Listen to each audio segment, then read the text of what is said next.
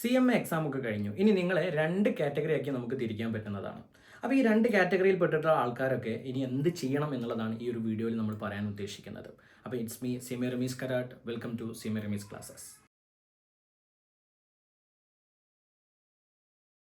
അപ്പോൾ എക്സാം ഒക്കെ കഴിഞ്ഞു. അപ്പോൾ നിങ്ങളൊരു ചിൽ മൂഡിലായിരിക്കും അല്ലേ? എന്തോ ഒരു വലിയ സാധനം നമ്മുടെ തലേന്ന് ഇറക്കി വെച്ച ആ ഒരു ഫീലിലായിരിക്കും ഉണ്ടാവുക. അപ്പോൾ നല്ല നല്ല യാത്രകളൊക്കെ ചെയ്യുക. നിങ്ങൾ ആ റിലേഷൻഷിപ്പ്, കുടുംബം, അതൊക്കെ നിങ്ങൾ എന്ത് ചെയ്യുക, വീണ്ടും കൂട്ടിയിണക്കുക.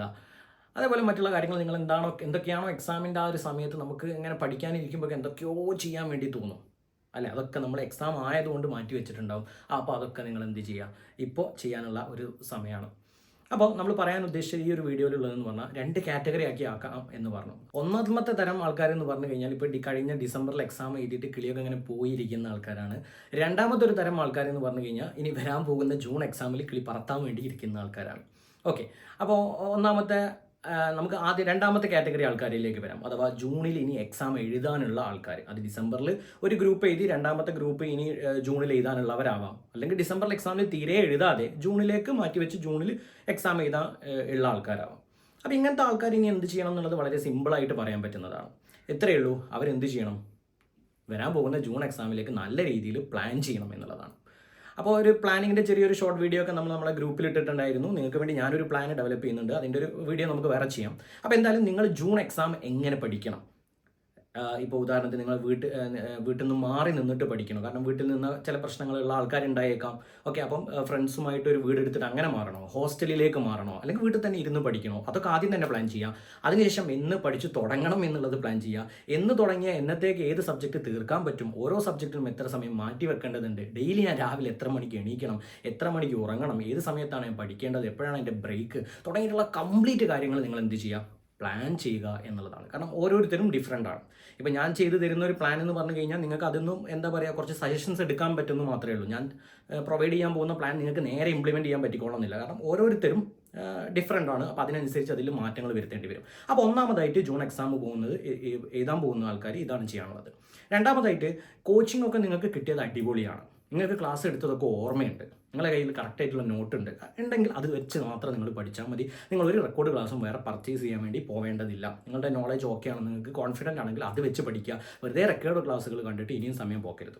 അതല്ല, നിങ്ങൾക്ക് കിട്ടിയിട്ടുള്ള കോച്ചിങ് കുറച്ച് മോശമായിരുന്നു, അല്ലെങ്കിൽ ചില ടോപ്പിക്കുകൾ നിങ്ങൾക്ക് അറിയില്ല, ഒന്നുകൂടെ ക്ലാരിറ്റി വരുത്തേണ്ടതുണ്ട്, അല്ലെങ്കിൽ നിങ്ങൾ പഠിച്ചിട്ടുള്ള ആ ഒരു നോളജ് വെച്ച് എക്സാമിന് നിങ്ങൾക്ക് തന്നെ മനസ്സിലാവുന്നുണ്ട്, നിങ്ങൾ കോൺഫിഡൻ്റ് അല്ല, അങ്ങനെയാണെങ്കിൽ നിങ്ങൾ നിർബന്ധമായിട്ടും എന്ത് ചെയ്യുക, റെക്കോർഡ് ക്ലാസ്സുകൾ വാങ്ങുക. അതിൽ ഏറ്റവും ബെസ്റ്റ് റെക്കോർഡ് ക്ലാസ് ഏതാണോ അത് തന്നെ നോക്കിയിട്ട് പർച്ചേസ് ചെയ്യാം. ഓക്കെ, അപ്പോൾ നമ്മൾ തന്നെ വാങ്ങണമെന്നില്ലടാ, നിങ്ങൾക്ക് എന്ത് ചെയ്യാം, ഏത് റെക്കോർഡ് ക്ലാസ്സും പർച്ചേസ് ചെയ്യാം. എന്തായാലും നമ്മൾ എന്ത് ചെയ്യുന്നുണ്ട്, റെക്കോർഡ് ക്ലാസ്സുകൾ പ്രൊവൈഡ് ചെയ്യുന്നുണ്ട്. അപ്പോൾ ആ റെക്കോർഡ് ക്ലാസ്സുകൾ നിങ്ങൾക്ക് എന്ത് ചെയ്യാം, പർച്ചേസ് ചെയ്യാം. ഓക്കെ, നമുക്ക് ഏതൊക്കെ സബ്ജക്റ്റുകളാണുള്ളത് നമ്മൾ കോൺടാക്ട് ചെയ്യുക. നമ്മുടെ ഡെമോ ക്ലാസ്സുകളൊക്കെ കണ്ടു നോക്കുക. അല്ലെങ്കിൽ ആറ് ക്ലാസ്സാണോ നിങ്ങൾ പർച്ചേസ് ചെയ്യാൻ ഉദ്ദേശിക്കുന്നത്, അവരുടെ ഡെമോ ക്ലാസ്സുകൾ കണ്ടു നോക്കുക. നിങ്ങൾ ഉദ്ദേശിക്കുന്ന ഒരു ടൈപ്പ് ക്ലാസ് ആണെന്നുണ്ടെങ്കിൽ അത് നിങ്ങൾ പർച്ചേസ് ചെയ്യുക, അത് കണ്ട് തുടങ്ങുക എന്നുള്ളതാണ്. റെക്കോർഡ് ക്ലാസ്സുകൾ പർച്ചേസ് ചെയ്യുന്ന സമയത്ത് നല്ല രീതിയിൽ ശ്രദ്ധിക്കേണ്ടതുണ്ട്. നമ്മൾക്ക് ഇപ്പോൾ കുറേ കുട്ടികൾ വന്നിട്ടുള്ളതെന്ന് പറഞ്ഞാൽ കുറേ വേറെ റെക്കോർഡ് ക്ലാസ്സുകൾ പർച്ചേസ് ചെയ്തിട്ട് കുടുങ്ങിയിട്ട് നമ്മുടെ അടുത്ത് എത്തിപ്പെട്ടിട്ടുള്ള ആൾക്കാരുണ്ട്. ഇപ്പോൾ നമ്മുടെ തൊട്ട് മുന്നത്തെ ഒരു യൂട്യൂബ് വീഡിയോൻ്റെ കമൻറ്റിലും നിങ്ങൾക്കത് കാണാൻ വേണ്ടി സാധിക്കുന്നതാണ്, അങ്ങനത്തെ ഒക്കെ പർച്ചേസ് ചെയ്തിട്ടുള്ള കുട്ടികളെ പറ്റിയിട്ടും. അപ്പോൾ എന്തായാലും നമ്മുടെ ടോപ്പിക്ക് മാറിപ്പോകുന്നു, റെക്കോർഡ് ക്ലാസ്സുകൾ പർച്ചേസ് ചെയ്യാം. ഓക്കെ, അപ്പോൾ ഇതാണ് ജൂൺ എക്സാമിലുള്ള ആൾക്കാർ ഇനി ചെയ്യേണ്ടത്, നല്ല രീതിയിൽ പഠിക്കുക എന്നുള്ളത്. എന്നാൽ ഡിസംബറിൽ എന്തുണ്ട്, എക്സാമൊക്കെ കഴിഞ്ഞു, ഒന്നുകിൽ അവർ ബോത്ത് ഗ്രൂപ്പ് എഴുതി അല്ലെങ്കിൽ രണ്ടാമത്തെ ഗ്രൂപ്പ് എഴുതി, ഇനി ജൂണിൽ എക്സാം ഇല്ല. അവർക്ക് എന്ത് ചെയ്യണം എന്നറിയണമെങ്കിൽ, അഥവാ ഇനി ജൂണിൽ എക്സാം എഴുതണോ വേണ്ടേ എന്നറിയണമെന്നുണ്ടെങ്കിൽ ഫെബ്രുവരിയിൽ എന്ത് വരണം, റിസൾട്ട് വരണം. നമ്മുടെ റിസൾട്ട് വന്നു കഴിഞ്ഞാൽ മാത്രമേ ഇവർക്ക് അറിയാൻ പറ്റുള്ളൂ. അങ്ങനത്തെ ആൾക്കാരെ പറ്റിയിട്ടാണ്. അങ്ങനെ ഒരു സ്റ്റേജിൽ നിൽക്കുന്ന ആൾക്കാരാണ് നിങ്ങൾ എന്നുണ്ടെങ്കിൽ നിങ്ങൾ ചെയ്യാനുള്ളത് കുറച്ച് കാര്യങ്ങളുണ്ട്. ഒന്നാമതായിട്ട്, നിങ്ങൾക്ക് എഴുതി കഴിഞ്ഞപ്പോൾ, ഡിസംബറിൽ എക്സാം എഴുതി കഴിഞ്ഞപ്പോൾ തന്നെ ഉറപ്പാണ് നിങ്ങൾ ഫെയിൽ ആവും എന്നുള്ളത്. കാരണം ജസ്റ്റ് ഏകദേശം മാർക്കുകളൊക്കെ കൂട്ടി നോക്കി കഴിഞ്ഞാൽ, അല്ലെങ്കിൽ എക്സാം കഴിഞ്ഞ് ഇറങ്ങുമ്പോൾ തന്നെ നിങ്ങൾക്ക് അറിയാം നിങ്ങൾ എന്തായാലും ഫെയിലാണ്. ഓക്കെ, അപ്പോൾ അങ്ങനെ ഫെയിൽ ആവുമെന്ന് നിങ്ങൾക്ക് ഉറപ്പാണെന്നുണ്ടെങ്കിൽ നിങ്ങളും എന്ത് ചെയ്യുക, ജൂണിലേക്ക് പഠിച്ചു തുടങ്ങുക എന്നുള്ളതാണ്. സാധാ ഒരാൾക്ക് ചിന്തിച്ചാൽ മനസ്സിലാവുന്നതേ ഉള്ളൂ അല്ലേ? പക്ഷെ നിങ്ങൾ ഒരു എന്താ പറയുക, ഒരു ന്യൂട്രലാണ് കിടക്കുന്നത്. പാസ്സാവാനും ചാൻസ് ഉണ്ട്, ഫെയിൽ ആവാനും ചാൻസ് ഉണ്ട്, ഒന്നും അറിയില്ല, നമ്മുടെ കയ്യിലല്ല. ഇനി ആൻസർ നോക്കുന്ന ആൾക്കാരുടെ കയ്യിലാണ്. അങ്ങനെ ഇരിക്കുന്ന ആൾക്കാരുണ്ടാവും. അങ്ങനെയുള്ള ആൾക്കാരാണെങ്കിലും ഇനി ഓൾറെഡി കോച്ചിങ് ഒക്കെ കഴിഞ്ഞിരിക്കുന്ന, ജൂണിൽ എക്സാം എഴുതാനുള്ള ആൾക്കാർ, ഇനി കോച്ചിങ് ഒന്നും അറ്റൻഡ് ചെയ്യാനൊന്നുമില്ല, ഓഫ്ലൈൻ കോച്ചിങ് ഒന്നും അറ്റൻഡ് ചെയ്യാനില്ല, അങ്ങനത്തെ ആൾക്കാർക്കും ഇനി നോക്കാൻ പറ്റുന്നത് നിങ്ങൾക്ക് ട്രെയിനിങ്ങിന് പോകാം എന്നുള്ളതാണ്. നമുക്ക് 15 മന്ത് ട്രെയിനിങ് അറ്റൻഡ് ചെയ്യേണ്ടതുണ്ട് അല്ലേ. ഏതൊക്കെ ഇൻസ്റ്റിറ്റ്യൂഷൻസിലാണ്, ഏതൊക്കെ സ്ഥലത്താണ് നമുക്ക് ട്രെയിനിങ് അറ്റൻഡ് ചെയ്യാൻ പറ്റുക എന്നുള്ളതിനെ പറ്റി ഡീറ്റെയിൽ ആയിട്ട് നമ്മളൊരു വീഡിയോ ചെയ്തിട്ടുണ്ട്. കാണാത്ത ആൾക്കാരുണ്ടെങ്കിൽ ആ വീഡിയോ പോയിട്ടൊന്ന് കണ്ടു നോക്കാം. ഈ വീഡിയോൻ്റെ ലാസ്റ്റ് ഞാൻ സജഷനായിട്ട് കൊടുക്കാം. അപ്പോൾ അങ്ങനെ നിങ്ങൾക്ക് 15 മന്ത് ട്രെയിനിങ് കംപ്ലീറ്റ് ചെയ്യാനുള്ള ഒരു സമയമാണ് ഇത്. അപ്പോൾ ആ ട്രെയിനിങ് ജോയിൻ ചെയ്യാം. ട്രെയിനിങ്ങിന് ജോയിൻ ചെയ്തിട്ട് നിങ്ങൾക്ക് അഥവാ റിസൾട്ട് വരുന്ന സമയത്ത് നിങ്ങൾ ഫെയിൽ ആവുകയാണെങ്കിലോ പേടിക്കേണ്ട ആവശ്യമില്ല. നമ്മുടെ ഇൻസ്റ്റിറ്റ്യൂട്ടിൻ്റെ റൂൾ പ്രകാരം നിങ്ങൾക്ക് എന്ത് ചെയ്യാം, 1 മന്ത് ട്രെയിനിങ് ലീവ് കിട്ടുന്നതാണ്. ആ ഒരു എക്സാമിന് വേണ്ടിയിട്ട് 1 മന്ത് ലീവ് എടുത്തിട്ട് നിങ്ങൾക്ക് ജൂണിൽ എക്സാം എഴുതാൻ പറ്റുന്നതാണ്. ഓക്കെ, അപ്പോൾ നിങ്ങൾക്ക് അത് ചെയ്യാൻ പറ്റുന്നതാണ്. അപ്പോൾ ഇങ്ങനെ നമ്മൾ ട്രെയിനിങ് നോക്കുകയാണെന്നുണ്ടെങ്കിൽ നമുക്ക് എവിടെ പോകാൻ പറ്റുന്നതാണ്, കമ്പനീസിൽ ട്രെയിനിങ്ങിന് പോകാൻ പറ്റുന്നതാണ്, അല്ലെങ്കിൽ ഒരു പ്രാക്ടീസിങ് കോസ്റ്റ് അക്കൗണ്ടിൻ്റെ കീഴിൽ നമുക്ക് എന്ത് ചെയ്യാൻ പറ്റും, ട്രെയിനിങ് ചെയ്യാൻ പറ്റുന്നതാണ്. അപ്പോൾ ഏതാണ് ചൂസ് ചെയ്യേണ്ടതെന്ന് ചോദിച്ച് വീണ്ടും കുറേ മെസ്സേജുകൾ വരുന്നുണ്ട്. ഇതിൻ്റെ മുന്നേ ഞാൻ വീഡിയോ ചെയ്തു എന്ന് പറഞ്ഞു. ഇനി സിമ്പിളായിട്ട് പറയുകയാണെങ്കിൽ നിങ്ങൾക്ക് CMA ആയി കഴിഞ്ഞതിന് ശേഷം ഒരു MNC മൾട്ടിനാഷണൽ കമ്പനിയിലൊക്കെ അല്ലെങ്കിൽ എംപ്ലോയ്മെൻറ്റിലേക്ക് പോകാനാണ് താല്പര്യം എന്നുണ്ടെങ്കിൽ നിങ്ങൾക്ക് എന്ത് ചെയ്യാം, ഒരു പ്രാക്ടീസിങ് കോസ്റ്റ് അക്കൗണ്ടിൻ്റെ കീഴിലും വർക്ക് ചെയ്യാം, അല്ലെങ്കിൽ ഏതെങ്കിലും ഒരു കമ്പനിയിലും ട്രെയിനിങ്ങിന് പോകാൻ പറ്റുന്നതാണ്.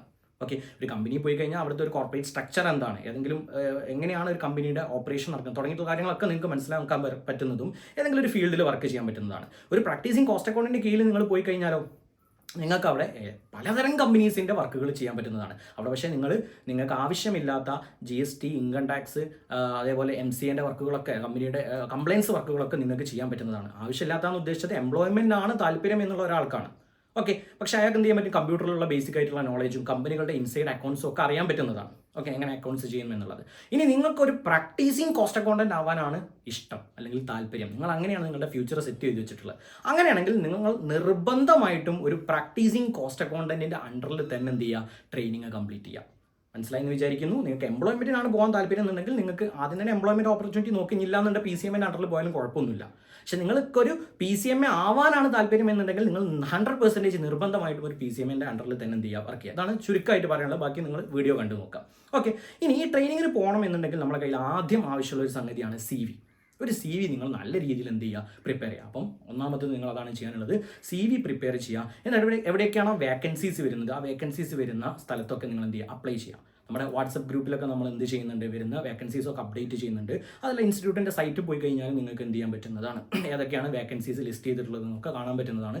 അതിലൊക്കെ മെയിൽ അയക്കുക, ഇൻ്റർവ്യൂ പോയിട്ട് അറ്റൻഡ് ചെയ്യുക. നിങ്ങൾക്ക് പറ്റുന്ന സ്ഥാപനങ്ങളാണെങ്കിൽ നിങ്ങൾ അവിടെ ജോയിൻ ചെയ്തിട്ട് എന്ത് ചെയ്യുക, ട്രെയിനിങ് സ്റ്റാർട്ട് ചെയ്യുക. അതിൻ്റെ ഫോമുകൾ കാര്യങ്ങളൊക്കെ എന്ത് ചെയ്യുക, അപ്ലോഡ് ചെയ്യുക. അതൊക്കെ ഫോം അപ്ലോഡ് ചെയ്യേണ്ടതെന്നൊക്കെ നമ്മൾ വീഡിയോയിൽ മുന്നേ ഡിസ്കസ് ചെയ്തിട്ടുള്ളതാണ്.